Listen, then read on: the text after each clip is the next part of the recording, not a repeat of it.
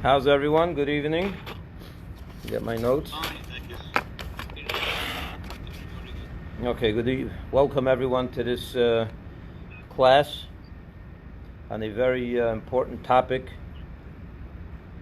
that I'm going to tie and connect to the Torah reading of today, of this week, and to the time that we are in, which is the counting of the Omer, just a few days before Baomer. So all this is going to tie in to the important subject that we're going to learn today. That is, I don't have the exact title in front of me, but it is, where does a good Jewish boy belong? In the Yeshiva or in the IDF? Now obviously this is a pretty heavy, controversial topic, as you can of course imagine. But over here at Chabad of Weston, we're never worried of a controversy. We're always happy to talk about any topic. And I prepared for tonight as best as I can, and I hope I'll do justice to the topic. And at the end, I'll give you numbers of any yeshiva you want to enroll, or I can also give you the number to the local IDF office, and you can pick your choice and go wherever you like. But let me begin. I think to be able to appreciate this topic properly and do justice, we need to understand a couple of things about the Jewish people, its history, its mission, why we're here, and so on. So, of course, we all know that in a few weeks is Shavuot. The holiday of Shavuot is the day that we receive the Torah. And God told us, revealed himself to all of us at Mount Sinai and told us, Va'atem tiyu li am segula, you should be to me a treasured nation, Mamlechas Goyanim v'Goy Kodesh, Koyanim v'Goy Kodesh, a kingdom of priests and a holy nation.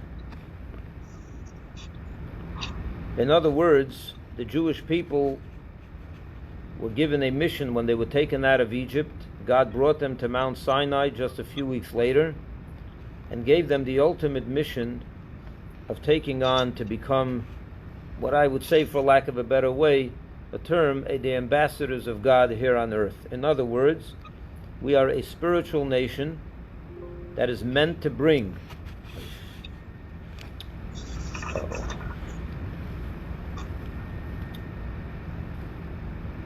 a oh my goodness. I may have to take a minute break to plug in my computer. It's low. I didn't realize that, and I apologize. So when I'm just going to have to make a quick phone call to bring the connections here. But just to finish this, what I was just saying, it is to bring to the world a spiritual, to bring godliness, to bring God into this world. And that's our job. Obviously, when I say that the Jewish people are a spiritual people, what I mean by that is, doesn't mean that we live in heaven. We are a spiritual people that lives here on earth. And that's why, of course, we have to eat, we have to sleep, we have to provide for our families and work for a living, and we have to fight when we have an enemy. That's just part of being a spiritual people in a physical world. But what is our underlying mission in this world? When we eat, when we sleep, when we provide for our families, when we fight to preserve ourselves and to protect ourselves, what is the underlying fundamental truth of the Jewish people? It is a spiritual component which God gave us at Mount Sinai. He gave us a neshama. He told us, you are a godly force within this world and go promote that godliness, that spiritual message to the world. So I want to be clear, it doesn't mean we shouldn't provide for our families, we shouldn't go out and have jobs and everything what you have to do. But the underlying truth is the spirituality of it all.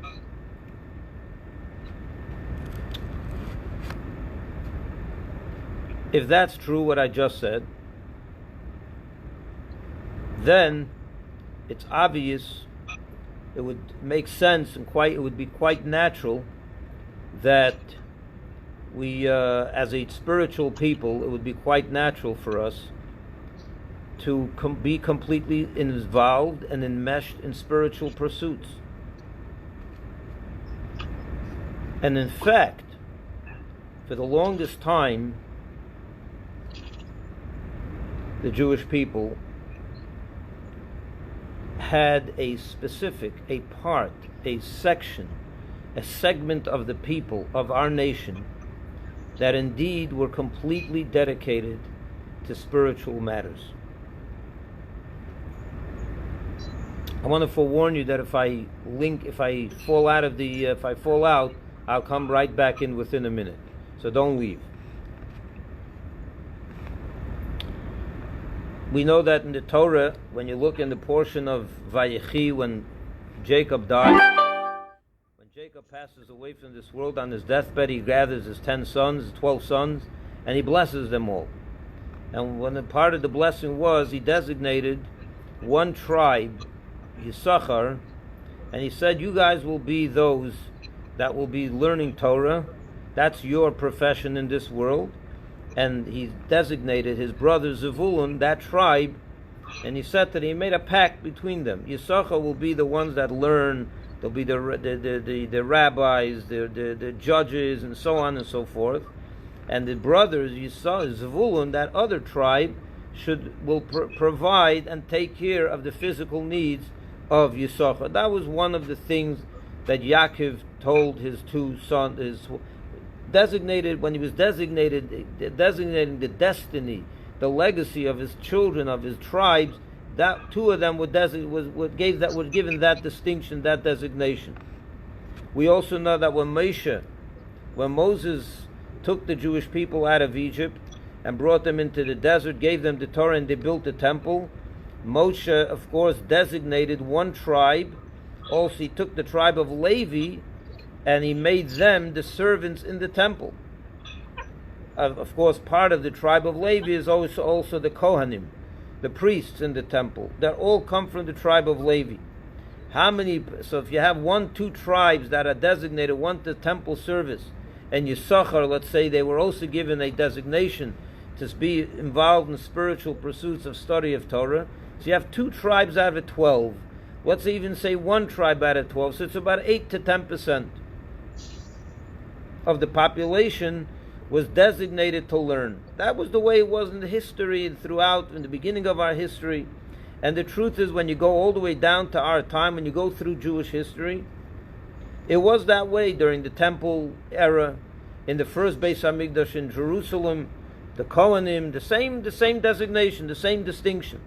In the time of the second temple, after the second temple was destroyed and the Jewish people found themselves in Babylonia, most of the Jewish people, that was the way it was in Babylonia. Also, you had people that were completely dedicated to physical pursuits, to provide and to work and to do.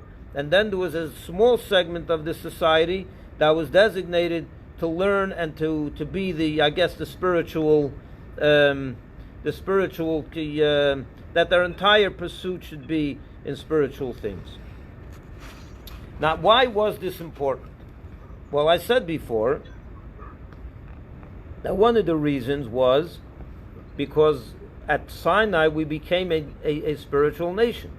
We were given the designation to promote godliness in this world, as I said, to be the ambassadors of God, basically to be that liaison between heaven and earth, so to say. But I want to break this down into a little more practical, a little more defined, in other words. I'm going to say the 2 reasons why Moshe and Jacob And throughout history, the Jewish people designated 10% around, I'm going to go with that figure because I'm thinking it's around that, of people who were told and given the mission, you're not going to pursue any livelihood, you're not going to pursue any riches and wealth and any of that kind of thing. You're designated to learn and daven and be the spiritual guides of what, however you want to put it. There were two reasons for this. Reason number one, I would say, is because from a practical standpoint, imagine you didn't have that. Imagine you didn't have a segment, a certain part of the society that wasn't designated that way. You probably would not have a proper, in other words, it was that 10% that later went on to become the rabbis, the shochtim, the judges in the rabbinical courts, the teachers, and so on and so forth. These people who later became, in other words, from a practical standpoint, you needed people to be involved their whole life in the spiritual matters because there's a spiritual component to these people. They need rabbis, they need teachers, so you need to train them, and that's why they were needed for this purpose. There's another reason. That was the practical aspect of it, but then there's also a spiritual component to this. As I mentioned, the Jewish people are a spiritual people, and as such, a spiritual people need to have their spiritual hatzivyon ha-Yehudi, which means the spiritual makeup or the character of the Jewish people, the spiritual character of the Jewish people has to be maintained. It has to be maintained. In other words, even if you can argue that you could have a rabbi that you can train rabbis that are less involved, they don't have to be all day learning. They can have jobs and they can be rabbis. Let's even say you'll give me that argument, and let's even say I'll agree with you. But being that the Jewish people's ultimate purpose is to be a perfectly spiritual people, so you need to maintain a certain character of spirituality among the Jewish people. And who's going to do that? Moshe, Jacob, and throughout history they understood that if you don't have one tribe, Levi, or Yisachar in the time of Jacob, or even later, but let's say today it's Levi, the tribe of Levi. If you don't have one tribe that is designated, in other words, it doesn't mean that every Levite has to now become, totally involved. It means that there's at least one tribe, or 10% of the Jewish people, I'll go with that number, 10% of the Jewish people that are protecting and making sure that the Jewish character, spirituality, is maintained constantly. In other words, a part of the segment of the Jewish people that is entirely spiritually inclined. In other words, and that will bring the success to the other 90% of the Jewish people, especially, now I take this a step further, especially when we find ourselves in the time of exile. In time of exile, we even need more of this spiritual protection and this spiritual character maintained. Because if we don't, exile took a toll on the Jewish people as it is. So even more so do we need it now than we ever needed it. When I say now, I mean the last 2,000 years when the Jewish people found themselves in a very, very difficult exile. Now,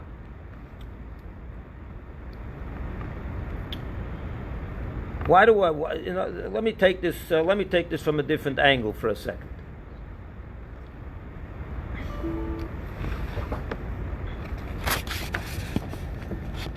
I'm going to go to my office.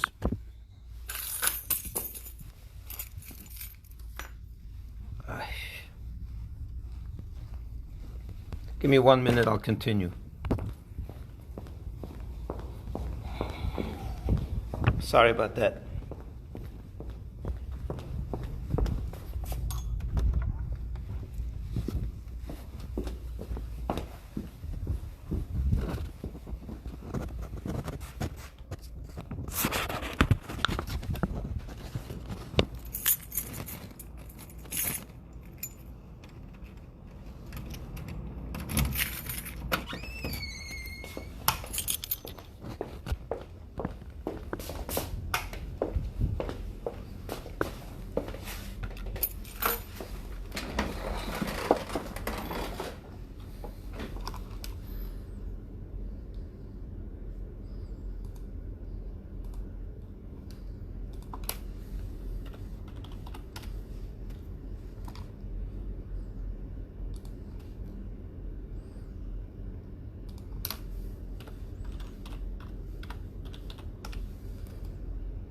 is this not off?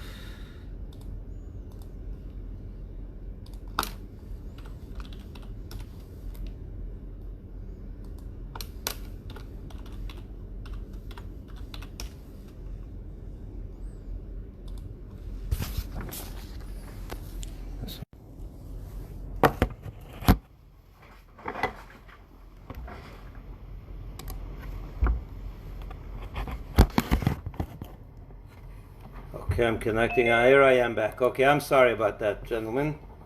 All right, let's continue. You with me? Okay, let me explain for a minute. You can all turn on your cameras again.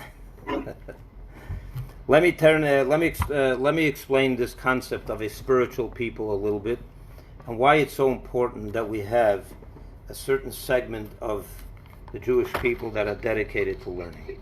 And then I'll get in later to the idea, to the topic of the IDF and how that, and that the fairness of it. Now I'll get to all of that and I'll speak about all of it. This world is a very, very physical world, and there's no balance in this world between the spiritual and the physical. We know that our eyes see the physical world. About the spiritual world, we only hear it with our ears. We read it in books. We hear about God and about reward and about the, spirituality. We only hear about that. We don't see it. Our eyes observe the physical world, all the temptations of the physical world. Our ears hear about a higher calling, a more important, that kind of thing. And this is there's an imbalance, if one can say. The imbalance is very strong. This story with the Rabbi Levi Yitzchak of Barditchev. Do you see me? Am I seen? No. No. Oh, one second.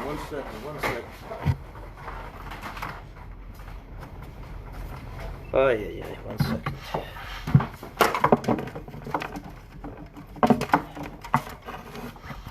Okay, now you'll see me. I'm sorry about that. This is not working too well today.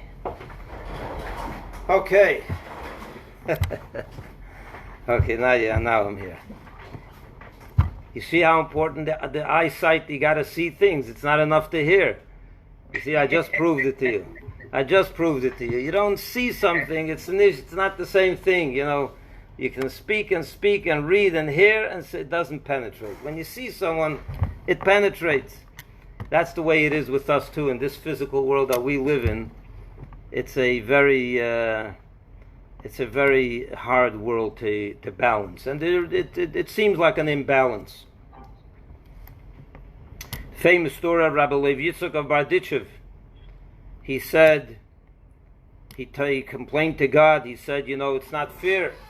All the physical temptations you put in front of our eyes, and reward and punishment and the paradise and the world to come, you put that in a book, that we have to read about and hear about. It's not fair. So how do you balance that out? How do you create that balance? That happens when you take a Jew and you immerse him completely 100% into a spiritual cocoon, for lack of a better word, to a spiritual environment, an oasis, where he's entirely immersed in spiritual reality. What is that? Where is such a place? That's what I call a yeshiva. A yeshiva, and I was a student in the yeshiva for many, many years. And the yeshiva is meant to be not just a place where you educate students, where you teach people Talmudic philosophy and even Hasidic philosophy. That's not what a yeshiva is meant to be. That's a seminary. That's a seminar, a Talmudic seminar. That's not what we're talking about. A yeshiva is meant to be an environment where you take the person and you immerse him completely into an oasis of spiritual reality. That means he's totally disconnected. I don't mean disconnected in the sense where he's he's in a different world. He's not in a different world. He's very grounded, and he eats, he drinks, he's with the program, but his life's passion, his life's from morning to night is a spiritual oasis.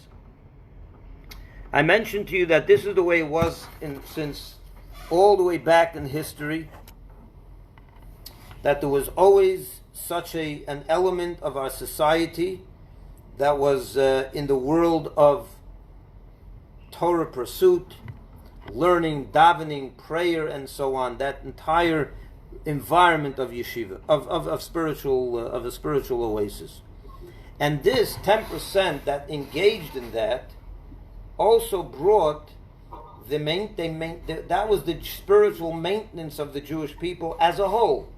In other words, when you have 10% or whatever that number is that is immersed in this kind of pursuit, you will have the other 90% also have that maintenance that the Jewish people needs. Okay, now let's now move on to the situation in the land of Israel. But before I do that, let me ask you like this. Does anyone have a question about what I said till now? And if you do, you can unmute yourself and ask. We'll take a 3-minute question and answer about what I said till now, and we'll move on. If you do, if you don't have, I can move on right away. But feel free to ask any question you have.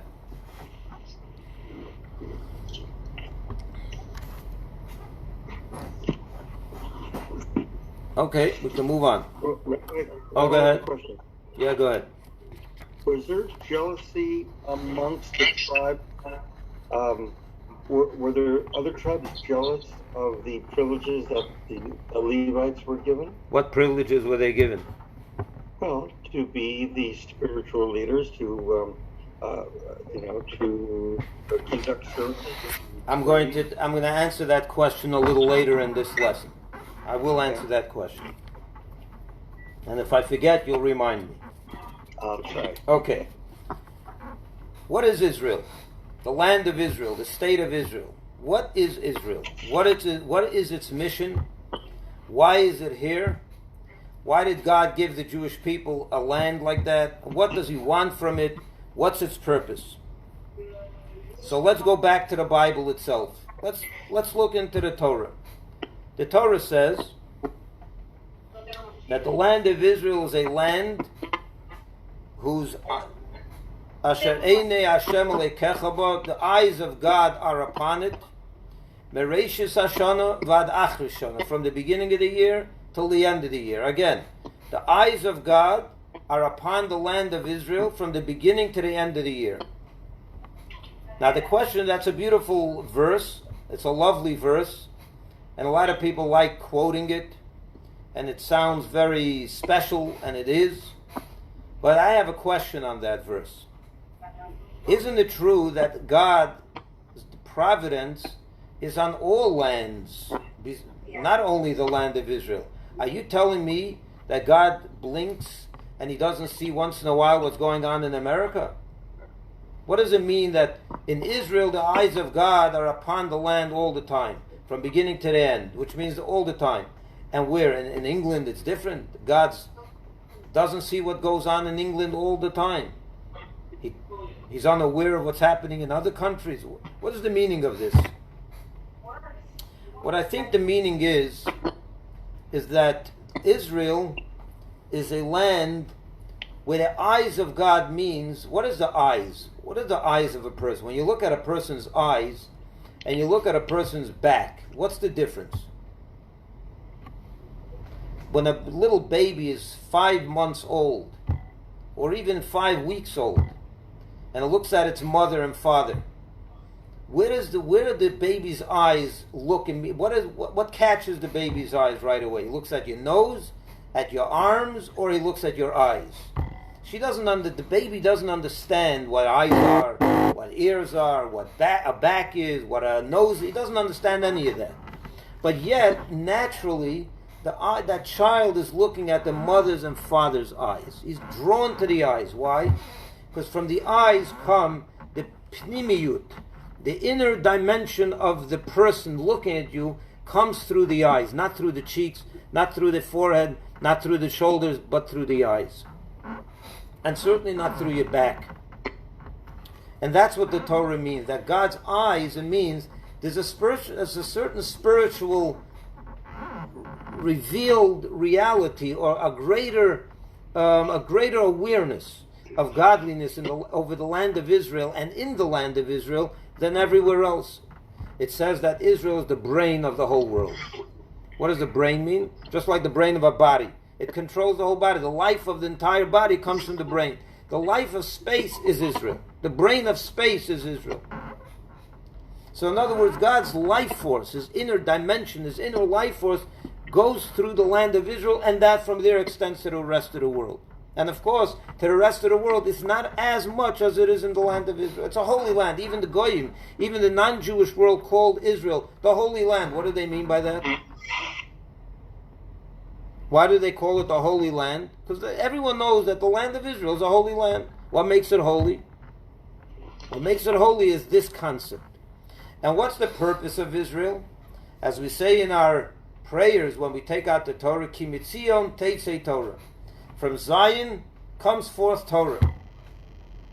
What's the most important thing that Israel exports to the world? Besides high tech and good medicine, Torah, Ki mitzion, from Zion, we export Torah, Ki mitzion teitzei Torah. That's the greatest export from Israel. And the truth of the matter is that is that's the mission, that's the purpose of why God gave us this land and why He chose the land of Israel to be exactly where it is, the center of civilization, and so on and so forth. So in other words, it's the most spiritual place in the world. But we are in exile. And when we're in exile, we are confronted with many realities that unfortunately we have to deal with. And one of those realities is that we have enemies in the world. Unfortunately. We have a lot of challenges, we have this, that, and the other, and we have to protect ourselves. We have to protect ourselves. It needs protection. Who protects the land of Israel? Where does the protection of the land of Israel come from? Of course, we know the answer to that question is that the protection of the land of Israel comes from Hashem. Who then protects the land of Israel? We say in Tehillim, La yanum v'lo yishan shomer Yisrael. The protector of Israel, the guardian of Israel, neither sleeps nor slumbers. So the protection, who is the protector of Israel? Of course, God. But God told us that being that we live in a physical world, so He does not want us to rely on a direct protection from God Himself. He wants us to create a conduit, an avenue through which God's protection will come down to Israel. Let me give you an example for this. It's true in everything in life. Where do you get your livelihood from? You get it from God.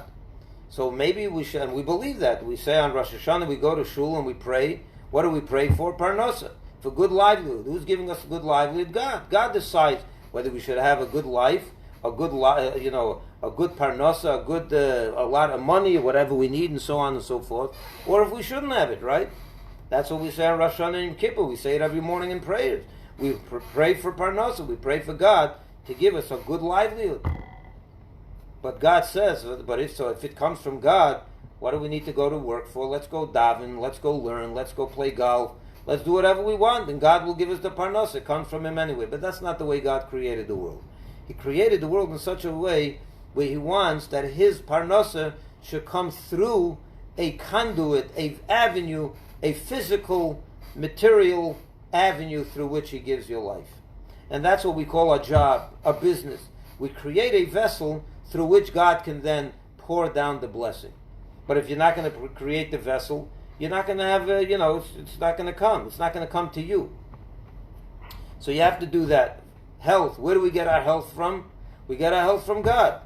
We pray again on Rosh Hashanah and Kippur every morning. We pray for good health. God should heal us, should protect our health. we should all be healthy. Where do we pray for that? To God. But again, he says, if you're not, how does he provide us with our health? Through the agency of doctors, of medical professionals. So when you're sick, he wants you to go to a doctor.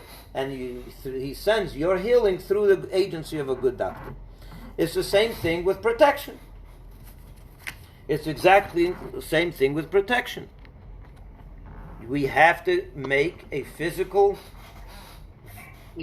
avenue through which God will then protect the land of Israel.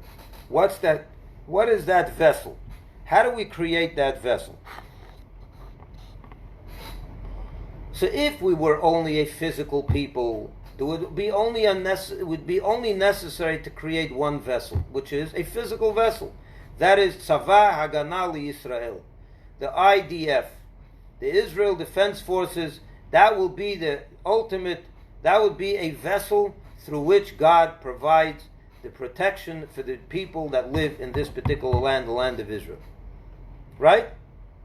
But the problem is, we are not only a physical people. We are also, as I mentioned, and primarily a spiritual people, or a combination of both. And our mission is a spiritual mission. So God says, when I give you protection, it has to come through two avenues. You have to have a great army, obviously, but you also have to have a good spiritual protection.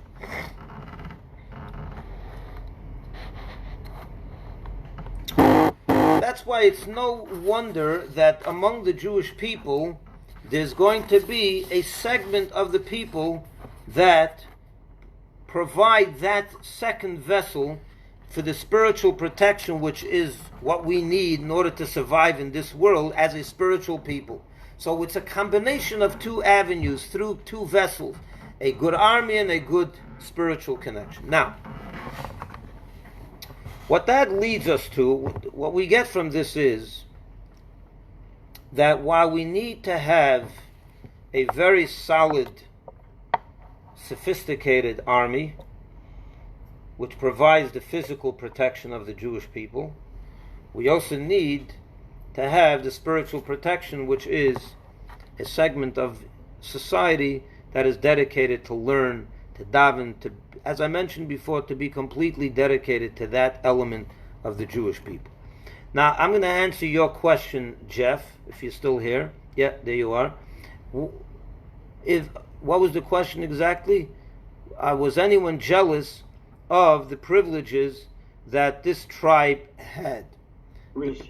Right. You have to understand that when I want to take a moment to explain, when you say privileges, what does privileges mean? First of all, the people that the tribe of Levi then, and this 10% of society that throughout history, whether they were from the tribe of Levi or not, they were not so privileged in this physical reality. In other words, they lived very, very simple. They had to collect the tithes of the Jewish people to provide for themselves. It wasn't like they had wealth and they had this beautiful home and they lived luxury. No, they did not.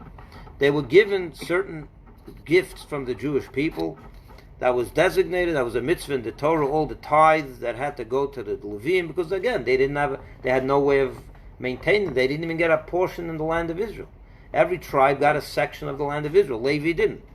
So the Jewish people were commanded to give them homes, to give them places to live, to give them food every year, part of your produce, and all those laws in the Torah that deal with tithes and so on and so forth. So, so some people will still say, but look, they are the spiritual leaders of the Jewish people, it's still a privilege, why don't I have it? So I want to quote to you something Maimonides writes in his book of law. He says, and he says like this, you should know that not only the tribe of Levi did God designate as the spiritual leaders of the Jewish people, but any Jew any person who wants, can join the legion of the tribe of Levi. Not to become a Levi, a bona fide Levi, obviously. He can't change his tribal ancestry. But the concept of dedicating yourself to this opens an open door to any Jew who wants to do it. There's no privileges. You don't have to come from a special family. You don't have to have a special lineage. You don't have to have any of that. You just have to have goodwill. You have to decide what you want to do in life. You want to be a Levite in concept, or you don't. It's and there's no and it's not an obligation. It's not. You don't have to. It's not. We need every aspect of society, but we need every aspect of society, including a tribe of Levi, and any Jew can become that tribe. Now the question, in other words, anyone can do it. There's no limits in the land of Israel, and I'm going to get to the modern land of Israel in a few minutes. Just so that you know, in the early days of the state of Israel, the first prime minister, David Ben-Gurion, he was a very secular Jew, very smart man, a very, very smart person. But he was a secular Jew. He wasn't into a spiritual lifestyle, as you probably all know.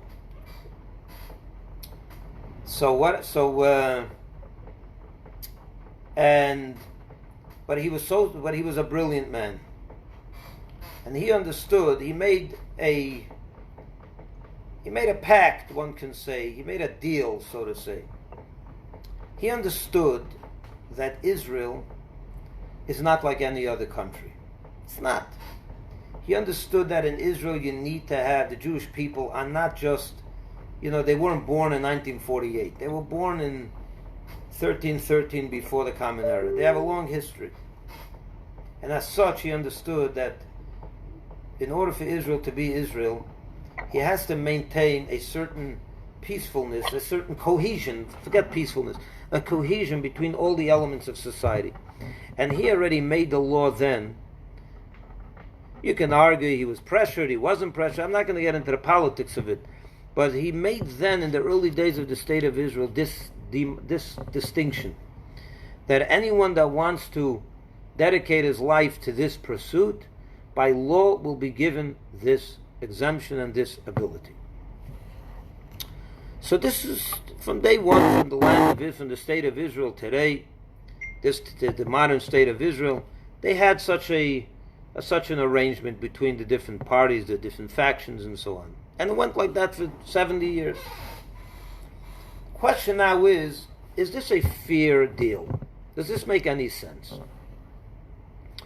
What bothers a lot of people is, okay, let's say, Rabbi, you're right. We need to have people that are dedicated. You need to have that. We always had it. We want to have it. We need it. The question is it fair?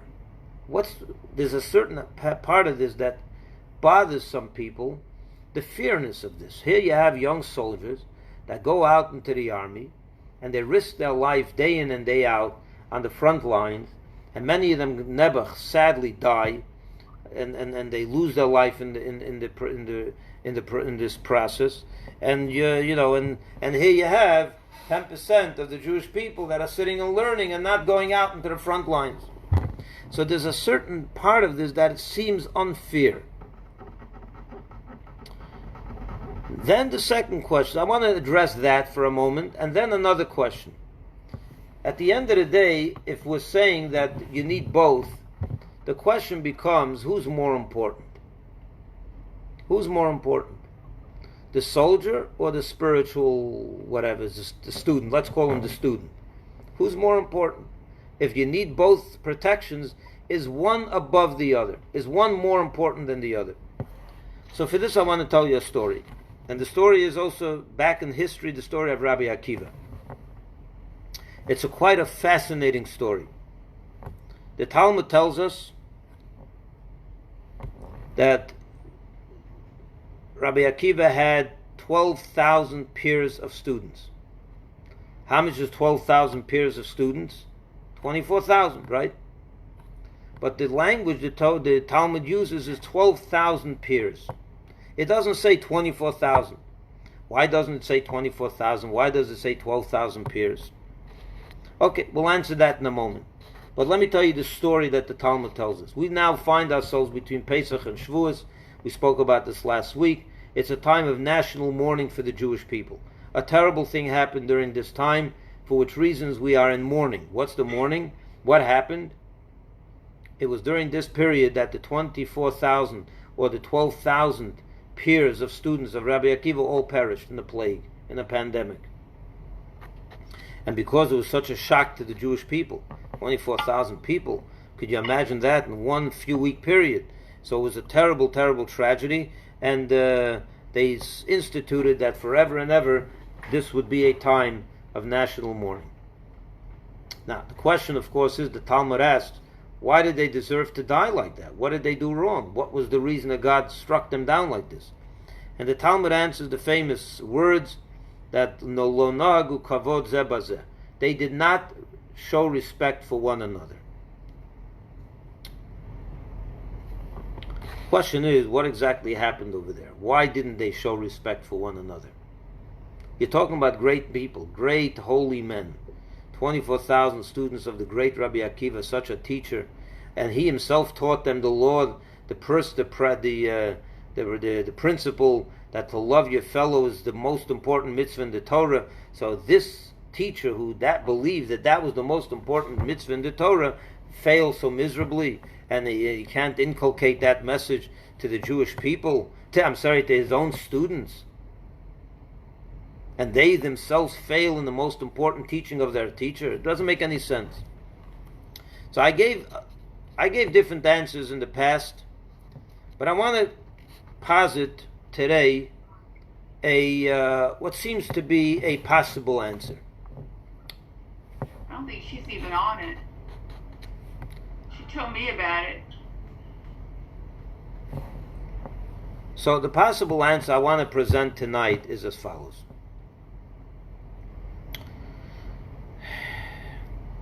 In order to understand this, I want to give you a little bit of history. When did Rabbi Akiva live? So during his time, it was a time of tremendous turmoil among the Jewish people. Very, very bad. He lived in the 2nd century, during the times of the Roman rule in the land of Israel. So the Romans destroyed the Second Temple in the year 70 or 69 of the Common Era of this count. We're in 2020, so they destroyed the temple in the year 69. And they persecuted the Jews. They killed incredible amount of people and Jewish people. It was a national catastrophe of the highest order. It was like a Holocaust. And they forbade the Jewish. They took away all Jewish governance. They took over, and a lot of Jews died. Of course, a lot of the Jews fled. They took Jews to Rome. It was a disaster. But some Jews were left in Israel. About 60 years after the destruction of the temple, the Jewish people mounted a rebellion against Rome, and this was done and led by the famous general or the famous leader of the army, a man by the name of Shimon Bar Kokhba. And Shimon Bar Kokhba became very, very successful, and he was wiping out one Roman legion after the next. This went on for a few years, and it looked like he was going to win the war. And Rabbi Akiva and many of the sages of his time saw in Bar Kokhba as the one who is going to be the Mashiach. They saw him as Mashiach, to the point that Rabbi Akiva used to carry Bar Kokhba's bags for him. The great Rabbi Akiva, he would carry the luggage or the bag or the whatever it was of Bar Kokhba. That's the honor he gave him, because he believed that he is going to be Mashiach. He's going to get rid of the Romans and bring back sovereignty to the land of Israel and build the third Beis Hamikdash, and then that's going to be the Mashiach. It didn't turn out that way, of course. But during this period of time, Rabbi Akiva has 24,000 students. And here he has Bar Kokhba, who he believes is the Mashiach. Could you imagine you believe someone is the Mashiach? How dedicated would you be to that person? Without limit. So what happens? So Bar Kochva is fighting a war all over Israel. He needs the soldiers. He needs men to go to war, to go fight the Romans. Here Rabbi Akiva has 24,000 students. It's plausible that Rabbi Akiva split his 24,000 students into two. And he dedicated 12,000 to fight together with the Bar Kochva, and the other 12,000 should continue studying Torah. And that's why I think the Talmud tells us the strange language. He had 12,000 peers. Why don't it say he had 24,000 students? Again, why 12,000 peers? A funny way of saying it. But I think this may be the answer. Because for every student that was learning, he dedicated one student to go fight. And that's what he meant by the peers. Every student that was learning against the soldier. So one provided protection for the other. And that's where we come up with the idea of the zugos, of the peers. Now, this is where the students of Rabbi Akiva failed one against the other. A debate ensued amongst the students. Who's more important? The ones that were learning Torah said, we're more important. Why? Because we're a spiritual people and we're providing the spiritual protection. What's more than that? Of course, the soldiers said, the soldiers are more important. They're providing the protection, the reality on the ground, that you can be and live in peace. We're fighting so that you can live here on earth. So that began a debate between them, and they lost respect for each other. What does lost respect mean? They were each competing. Who's more important? Which is the student in the Torah study, in the Torah academy more important, or the soldier on the front lines more important? And of course, what's the true answer?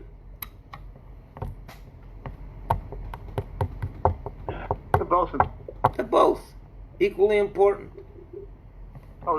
But that's with a caveat. And listen to me now. When it comes to the protection of the Jewish people, they're both equally important. You can't have one without the other, because we are a dual. Our nation has a dual aspect to it. We can't deny that. Now, it's interesting to note, by the way, that when the Jewish people lived back in the time of King David, this debate constantly raged among the people. It's not a new debate, by the way, you should know. Don't ever think that whatever you hear today on the news is new. It was all here before. Ein kol chadash tachat hashemesh. There's nothing new under the sun. What we had debates of today are the debates of 2,000-3,000 years ago. In the time of you can find it in Tanakh, in the book of Samuel 1, chapter 30. Over there it talks about the wars that King David's soldiers fought. And of course there were people that remained behind to do what they had to do, remaining behind. And that included, of course, the society, the people that maintained the behind the scenes, and those that were dedicated to learning and so on.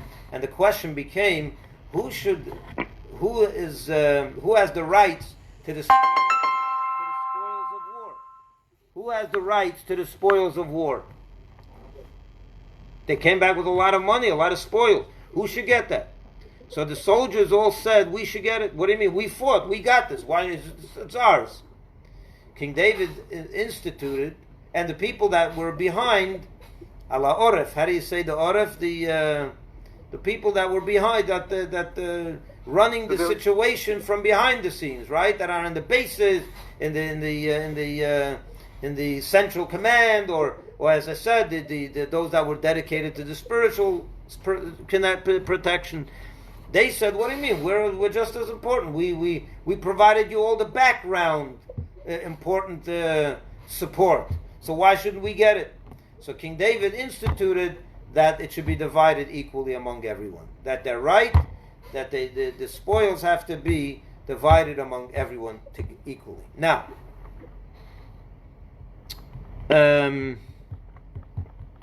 but here comes the interesting question. I want to share with you something the Rebbe once said about this very topic. The Rebbe said that at the end of the day, when it comes to who's more spiritually refined, and when it comes to the great spiritual achievement between these two groups, the Rebbe said, there's nothing higher than the soldier who's on the front lines, who was ready to give up his life, or if unfortunately actually ended up giving up his life. No one can compare to that kind of spiritual achievement and attainment. So at the end of the day, when it comes to Olam Haba, whether it's the world to come, or the Neshama is reaching the highest level of perfection, the yeshiva student is great, but the soldier is even greater. When it comes to those things, no one reaches the higher than when this person gives his life for Hashem, his very life, for the Jewish people, and for the land of Israel, and for God, and for everything the Jewish people stand for. Nothing trumps that. There's nothing greater than that. And that's an important thing that I wanted to say. Now,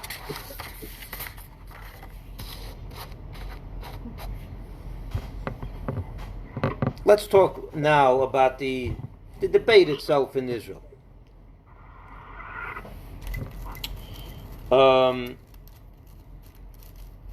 People will still argue, can't you have with the people that are dedicated to learning and spirituality, let them dedicate their life till 18 in the yeshiva environment, and from 21 they'll go back to the yeshiva environment, but for 3 years, why can't they dedicate themselves to fighting wars, to go to the army like everyone else? Now that is a very reasonable question. It's a very important question. But I'll share with you from my perspective how I experience this myself. So first of all, when it comes to fighting, if there's an actual war breaks out... Rabbi, can I ask a favor? Yes. For people to mute their phones? There's so much background noise. Okay, I'm sorry. I'm not hearing it that much, but if everyone can please mute their phones, thank you. Or their computers, whatever it may be. So here's the thing.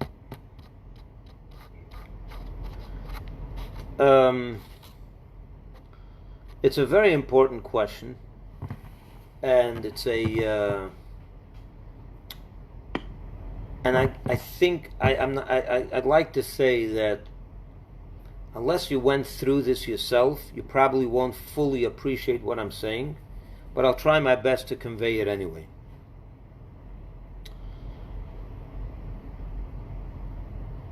I said before that there's a practical aspect to this as well. If you want to have a certain aspect of religious leaders and people that are dedicated to maintain the spiritual makeup and character of the Jewish people and the land of Israel and all that, you do need to have a segment of the people who will completely and utterly be dedicated and delve into spiritual life without any interruption whatsoever. I'll tell it to you as follows.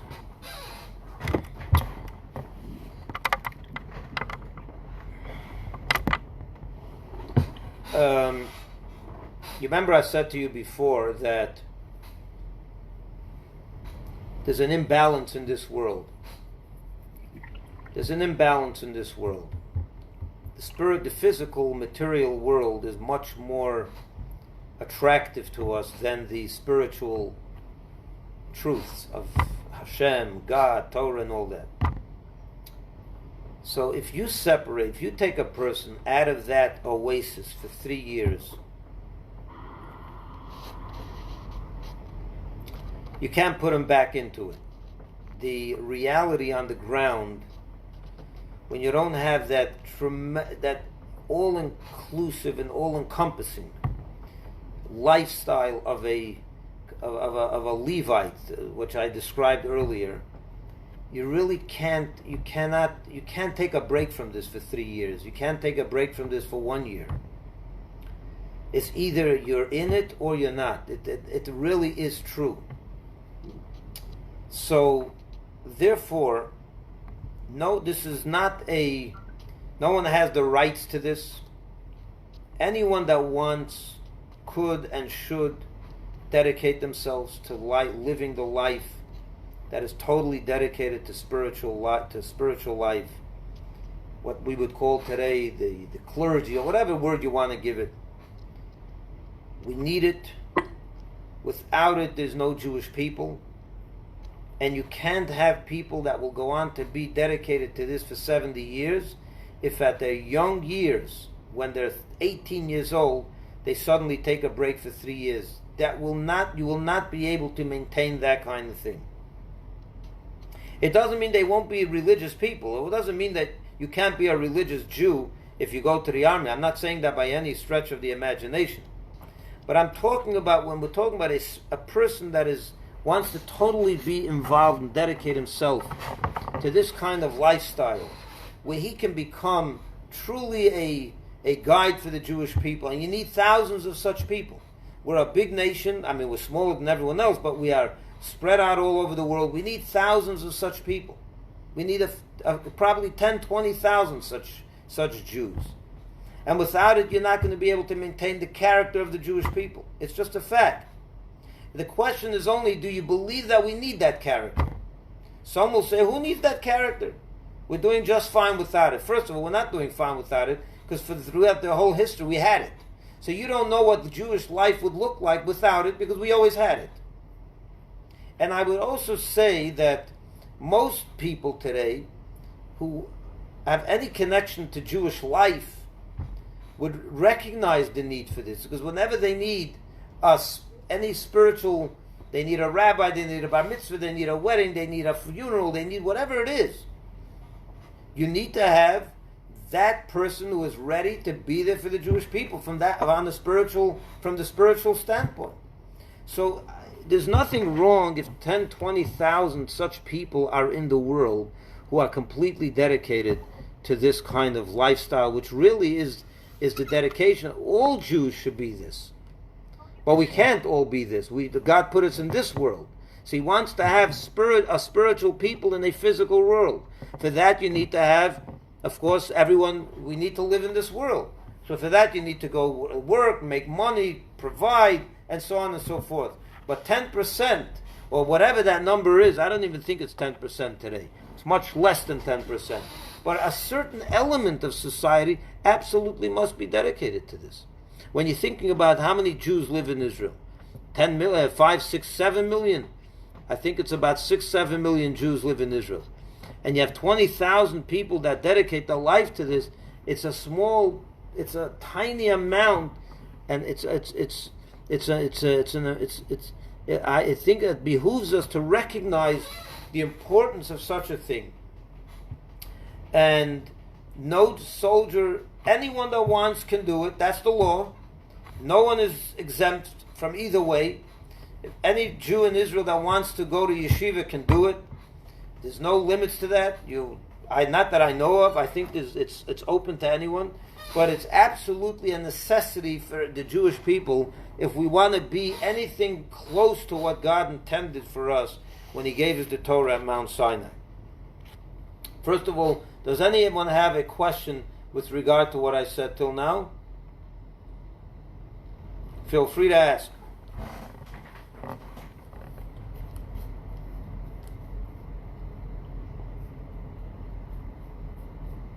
Okay, so no one has a question. What?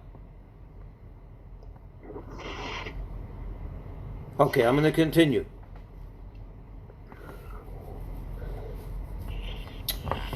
So we see from Rabbi Akiva's example, if this hypothesis, if this theory and I think it rings true, that he had the zugot, he had the peers of students for that reason. because there was a war that broke out. Oh, I do want to mention, by the way, that when war breaks out, there's different laws. In the Torah also, when Jewish people are fighting a war itself, there's a war of like the 6-Day War, the Yom Kippur War. Then even the people that are learning Torah, by and large, will be drafted. There's always going to be an exemption. Even in America, there's an exemption. By the way, you know that there's an exemption for clergy. There is always an exemption for clergy, but they will not give such a. It's much less. In other words, they would draft even people that would like in times of Rabbi Akiva, when the actual war broke out, he gave up 12,000 of the students to go fight. In other words, he said we still need to maintain a spiritual element of the Jewish people through the students, the other 12,000 students. But he allowed and he encouraged 12,000 to go. Now, let's talk the practical aspect of how it works in Israel today. The truth is, this exemption is really only one while you're in yeshiva. When you go out of yeshiva, when you get married, you have to do it. You have to go for military service. I don't know for how long. It's not for 3 years. God, I know that. It's for a much shorter period of time. And I think today, just as an aside, today there are more people that are being even more religious. Even what they call today the Haredim, which are in English that would mean the ultra-religious, are more and more of them are going to the army because they're growing in numbers. And the reality is, not every Haredi Jew has the ability to dedicate his life to yeshiva, to a yeshiva's lifestyle. It's, I would say the majority maybe could, but there's a certain segment of the society that won't do it. I mean, not everyone is cut out for yeshiva, and therefore, even though they are Haredim, they are religious, ultra-religious Jews, they manage to go to the army and dedicate themselves much more than it was 20 years ago. It's a pretty interesting phenomenon that's going on in Israel today, where they have the Nachal HaCharedi, right?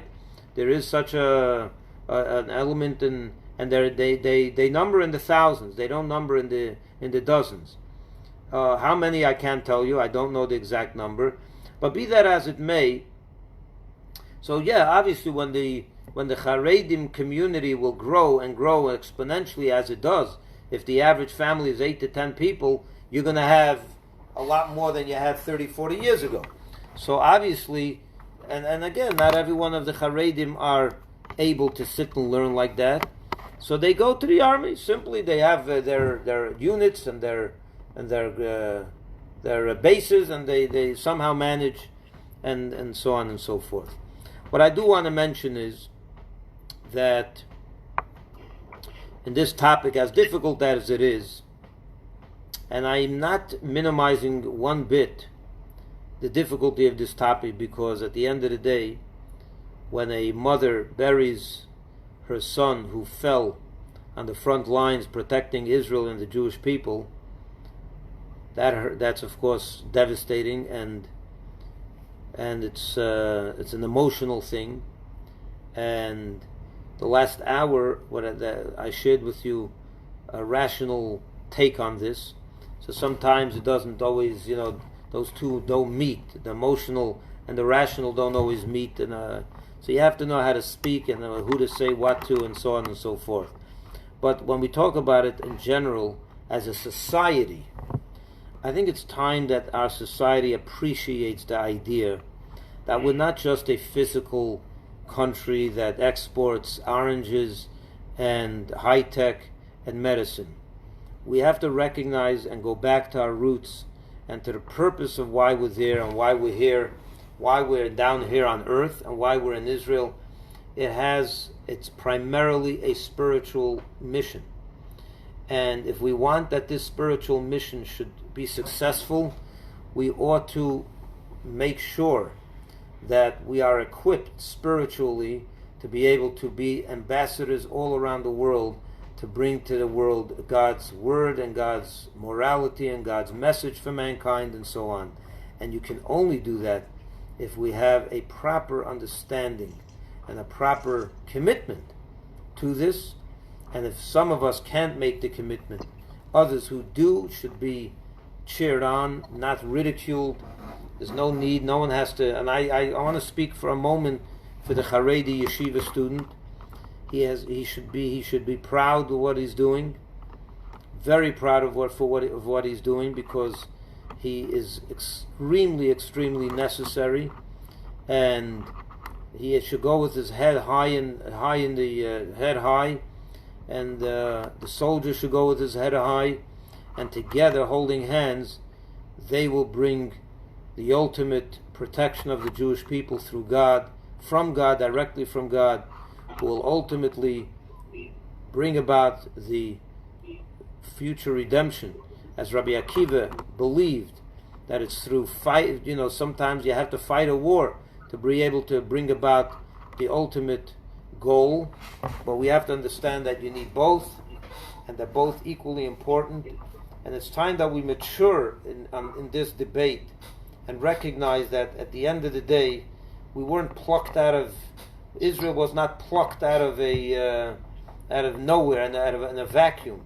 Israel grew from a rich history of Jewish people and Judaism for the last 3,500 years, and from the days of Abraham, through the days of Moses, through the days of David, through the days of Rabbi Akiva, all the way down to our time, there was always this element of the Jewish people, and we need this element of the Jewish people just as we need soldiers. We can't have one without the other. It will not work. There will not be a Jewish people without this. There will not be a Jewish people without IDF, and there will not be a Jewish people without the yeshiva students, people that are dedicated to spiritual learning. There is no one without the other. And one lends credence to the other. One supports the other. The soldier makes it possible for the student to learn. The student makes it possible for the soldier to be successful. Just like Moshe said to Yisachar and Zevulun, your money will go to support them, and their learning will go to support to make sure that you can be successful in your business pursuits. And one is not more important than the other. If anything, I would say, as I said before from the Rebbe, that the soldier at the end of the day, person that's ready to give up his life for Judaism, his physical life, that's the hardest thing, and for that a person reaches the highest level of spiritual attainment. But with that said, we have to understand that they're absolutely both necessary, and each one should be proud of what they're doing and not judge the other. And that's what happened with the students of Rabbi Akiva. They began to judge and measure who's more important. They didn't respect one another because they I don't want to say the word failed, because we're talking about pretty holy people here, so we have to be careful how we speak about them. But at the end of the day, this was a failing, that they judged each other in that way and felt that the yeshiva student is less important, or the yeshiva student or the soldier is less important, God forbid. That's what did them in. And we have to mature and stop to this, get beyond it and recognize that if we want the future of the Jewish people, we absolutely need both. And one without the other. And think about it yourself, even if the more secular among us, you really want that there shouldn't be that rabbi, that dedicated rabbi should not be there when you need him. You want him there when you need him. There's only one way to produce that. Yeshiva. There is no other way to produce that. So you absolutely need it from a practical standpoint and from a spiritual standpoint, and they both provide the necessary elements for a successful nation, which we are. So while we export everything, we should remember that the most important thing we export is godliness. And the truth of the matter is that Israel has done a superb job in exporting Hashem to the world. Even though, we think that it's secular, it's not secular. From the standpoint of the world, they look to Israel, they see godliness, they see Torah, they see the Bible, they see the Holy Land. That's how they speak about it. So we have to be a holy people. And we have to recognize that everything that we bring to the world, that we export to the world, is Torah. Even in our high tech and in the great advancement that Israel is exporting to the world, it's coming with the understanding that this is a unique people. It's the people of the book, the people of God. That's why they're so successful. The word knows it. We have to be proud of it. And both elements of society have to be proud of what they do. And not only both elements of society as separate, but we have to recognize that both complement each other. One without the other will never succeed. And they never did succeed. And we should be mature enough to understand we can't change history. We can't change what was. We always had this, we continue to have it, and we will continue to have it. And it bothers me that there's so much discord when it comes to this topic. It shouldn't be that way. We have to understand the deeper purpose of the Jewish people, and no one, this is not anyone's, no one has a right to this more than anyone else. Any Jew that wants can do it. And those that do it, great. And those that don't, and go to the army instead, and go to other pursuits, we need them. We can't have one without the other. So I hope I shed some light on this important topic. So to go back to the title, what was the title? Where should a Jewish boy go? I don't remember the exact words of the title, but in both, we need them both. And if we don't have both, we don't have Jewish boys. We don't have Jewish girls, and we don't have Jewish elders, and we don't have Jewish children. We have nothing, and we don't have Israel. We have to appreciate that more today than ever before. Thank you so much. Anyone, please, that's open for questions.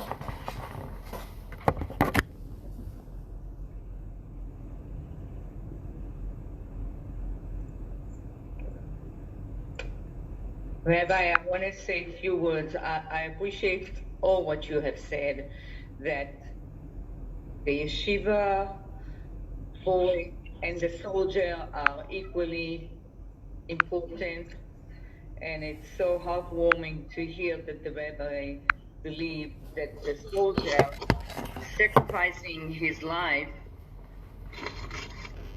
is so important. It made me feel so emotional. Thank you so much.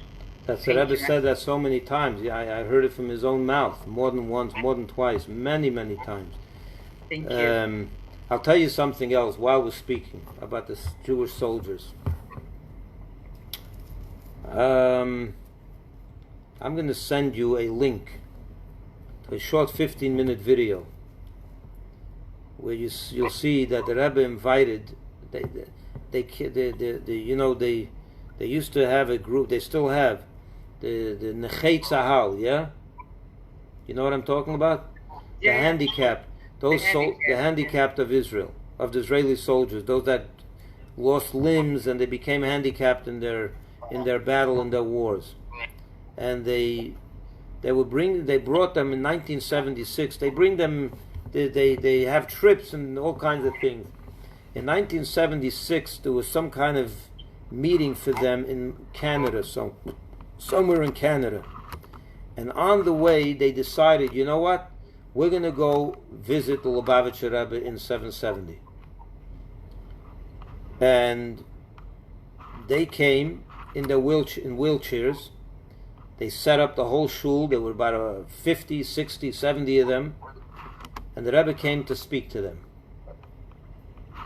You have to hear the people, the interviews after this happened, the people that were there.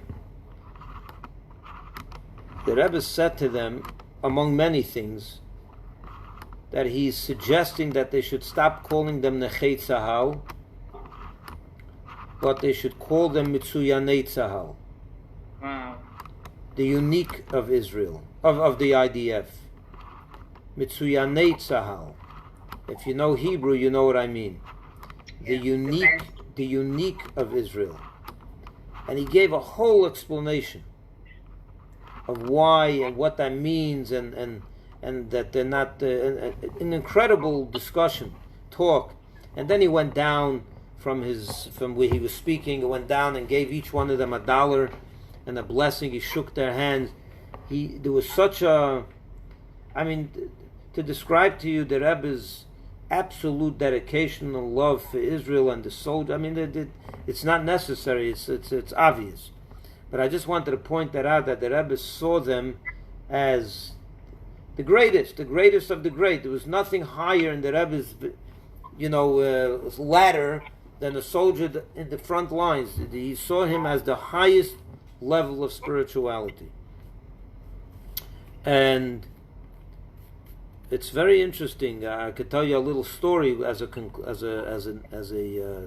end this off. It was in 1987 that the Rebbe, there was a whole story in New York with the court case that Chabad was involved in, and it caused a tremendous anguish to the Rebbe. It was about the Chabad library and a whole long story which I won't get in now. And then finally the courts ruled in favor of the Rebbe. And it was a challenge on the Rebbe's whole leadership. It was a deep thing, and the Rebbe got through it. And as a result, the day after the victory, the Rebbe announced that anyone that wants to write a letter to him for a blessing, anything he needs, he'll bring it to the previous Rebbe's resting place, and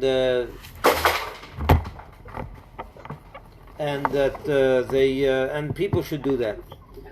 I remember I was there, and there were about, I don't know how many, but the Rebbe went to the resting place of his father-in-law the next day with about 20 such full bags. I mean, you're talking about 100,000 such letters came in. And the Rebbe said then that if, it was before fax machines, I think, so if you didn't, how are you going to get a letter from somewhere else? You wanted to get it in that day, how you get it? So there's no fax machines, there was no email. So the Rebbe said, if you can't get the letter here, go to a grave site of a tzaddik in your city and put it there. And somehow it will all be connected to the Rebbe's... So I just read a story last week that there were two shluchim in the city of Eilat. In Eilat, which is the southern part of Israel, and they heard this talk from the Rebbe, and they didn't know what to do. They couldn't get a letter to the Rebbe, which is of course what they would want to do.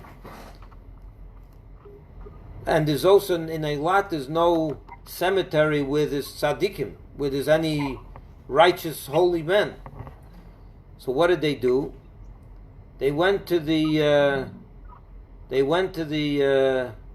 cemetery of the fallen soldiers. They went to pray and put their letters on the grave sites of the soldiers buried in that cemetery in Eilat.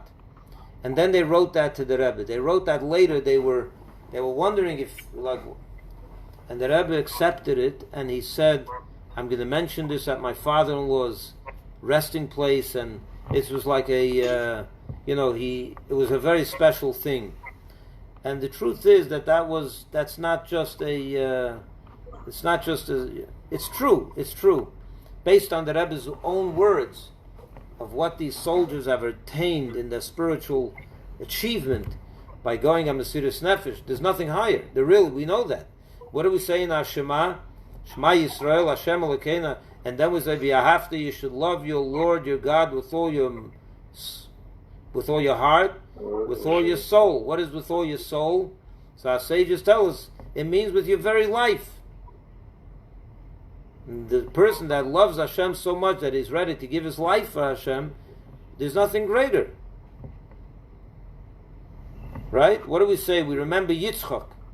We remember Isaac every year in Rosh Hashanah because he was ready to give up his life on the Akedat Yitzchak. Here you have 100,000 soldiers, I don't know how many, that weren't ready to give up their life.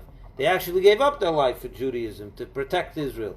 So you have bigger tzaddikim than that. So the Rebbe said that there's no one greater. Now throughout history, you had Rabbi Akiva gave up his life for Hashem. Of course, there's nothing greater. But a soldier, there's nothing greater. That's the Rebbe. If you're going to compare yeshiva students that are necessary to the soldier who's necessary, but gave up his life, there's no comparison. There's no comparison. So I wanted to mention that, because that's important to understand the balance, but also to understand the spiritual achievement that a soldier achieves, even if he didn't end up giving up his life. Thank God he came home safe, which is what we want, of course.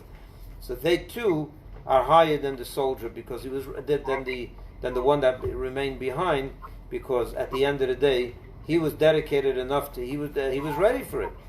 So that's so I just hope that Israel one day recognizes. There's a lot of politics involved in this debate. Of course, it's not pure just to debate the merits and the demerits of this issue. It's politics. But you got to get through the politics and recognize once and for all what lies behind this idea. There's no Jewish people without people that are totally dedicated to Jewish life and spiritual life entirely. A little percentage of the people must do that, because if we don't do that, we won't have a future of the Jewish people. Just like if we don't have soldiers, we won't have this future of the Jewish people. So I want to thank everyone for watching, online or on Zoom or wherever, Facebook. We should only know of good things, and Mashiach should come already and reunite us with all the soldiers that fell, and with all Jews that fell in this latest crisis and all the crises of the Jewish people since the inception of our holy people. But till that happens, we have to remember that we are an Am Kadosh, a holy people, who were given an Eretz HaKodesh, a holy land, and we have a Torah HaKadosha, we have a Torah that's holy, and these three holy elements together are the Zechut HaMeshulash. It's like a triangle that you can't, they're all intertwined, these three.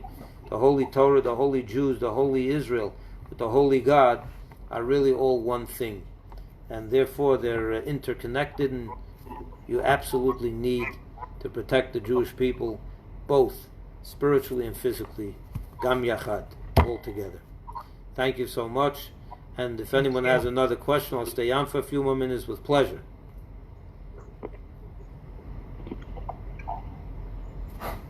All the best. Okay. Thank you. You're very welcome. Thank you. Thank you, Rabbi, for everything. Huh? You're welcome. I'm sorry that I was having technical problems with my computer today. There wasn't so much technical problems as much as the battery ran out, and I didn't have the... That was funny, trying to expecting for you. What? That was funny. Expecting for you, talking when we couldn't see you. Yeah. That was help, If we don't see you, we don't buy it. Yeah, that's how it is. What's going on today? Okay, G'layla Tov, everyone. Everyone, hey, Rabbi? Yeah. Can you send me that link? Yeah. With the Rebbe's I will send it to you. Yeah. What you say? I will send it to you soon. Mauricio, it's in my car. Okay, where you gonna be tomorrow? What time? I don't know. I call you. Okay, yeah, let's be in touch tomorrow. In the afternoon. Okay. Have a good... You too. Have a good night. Bye-bye, Jeff. Bye-bye, everybody. Be well, everyone who watched online. And we'll be in touch, everyone.